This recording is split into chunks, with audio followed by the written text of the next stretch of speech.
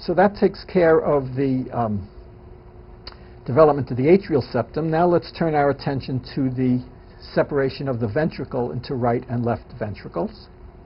And again, we'll start off by using a very simplified drawing. And in this drawing, we'll let this represent the ventricle, the single ventricle. Again, I'm not showing how blood is getting into it. It's not relevant to this story.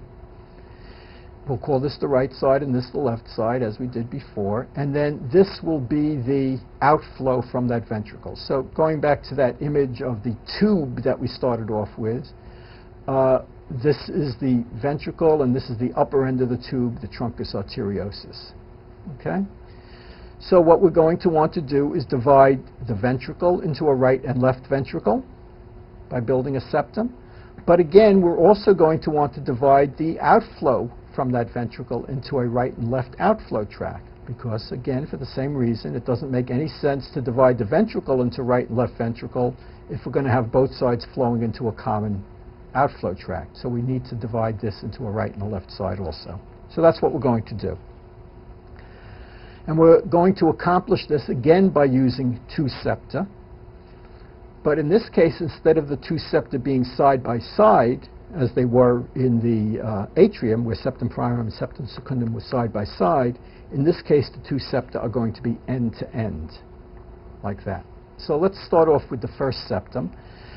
And we're not going to talk about how this develops, because it's not relevant to our story. But let me simply say that there will develop from the ventricular wall, from the embryonic ventricular wall, there will develop an ingrowth of material that will be a partial septum. And we call that the embryonic ventricular septum. Two important points to be made about this embryonic ventricular septum. The first is that since it is derived from the ventricular wall, it's made of the same material as the ventricular wall, which means it's made of cardiac muscle. The myocardium, the ventricular wall, is made of cardiac muscle. Therefore, this embryonic ventricular septum is made of cardiac muscle. The other point to be made is that we can see that this embryonic ventricular septum is an incomplete septum. It partially separates the ventricle into right and left ventricles, but not completely. There is still a very large communication between the two. So obviously that means something else is going to contribute to the eventual adult ventricular septum in addition to this. When we finish creating the adult ventricular septum, we'll find that the adult ventricular septum does have two parts. One part is called the muscular septum and one part is called the membranous septum, because one part has cardiac muscle in it and the other part doesn't. And so from this we can see that what we're now calling the embryonic ventricular septum, which we said is made of cardiac muscle, is the part of the adult septum that we call the muscular septum. Okay, so that takes care of one part of the ventricular septum.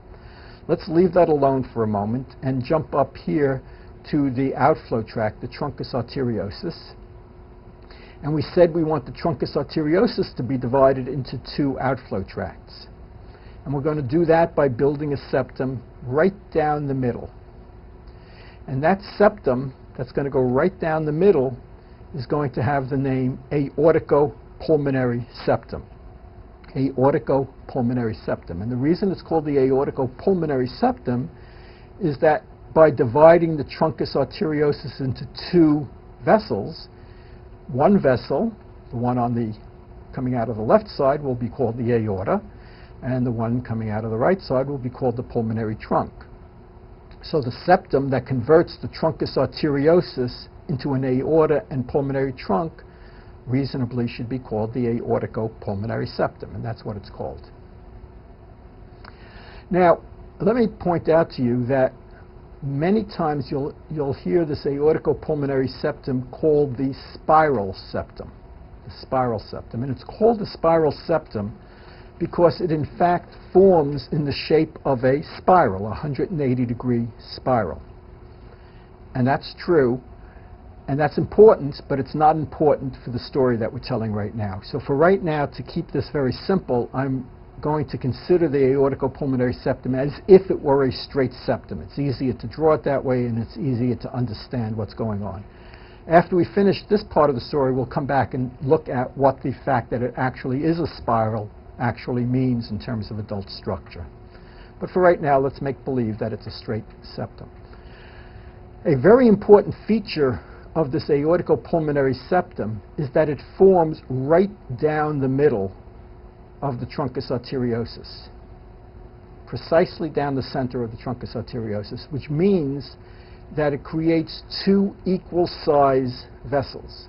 It divides it exactly in half, so that the aorta and the pulmonary trunk will be of the same diameter. And that's what we want. That's what normally exists. And that makes sense because the outflow from the left ventricle and the outflow from the right ventricle normally is equal. So you'd want equal sized vessels for that outflow to go into. So that's what normally happens. Now, this aorticopulmonary septum not only divides the truncus arteriosus, but it keeps on going down into the ventricle and will divide the ventricle as well. And since it is forming right in the center, and since the embryonic ventricular septum forms right in the center, those two septa come together end to end and they fuse. And as a result of that fusion, we have now completed the ventricular septum. And so, as I said before, the adult ventricular septum has two parts to it: the muscular interventricular septum and the membranous interventricular septum. The muscular portion coming from the embryonic ventricular septum, the membranous portion coming from the aorticopulmonary septum that grows down into the ventricle. And now